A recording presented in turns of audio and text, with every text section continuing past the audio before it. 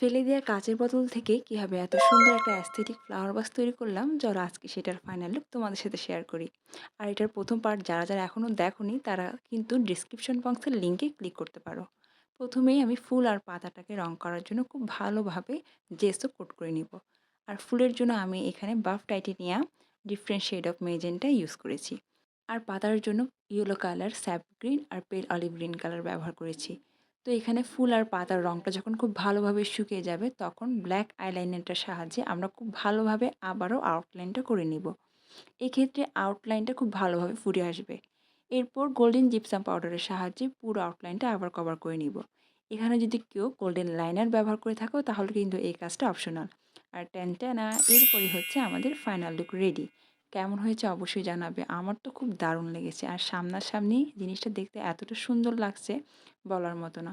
তোমরা যদি কেউ রিক্রিয়েট করে থাকো তাহলে অবশ্যই জানাবে। ধন্যবাদ।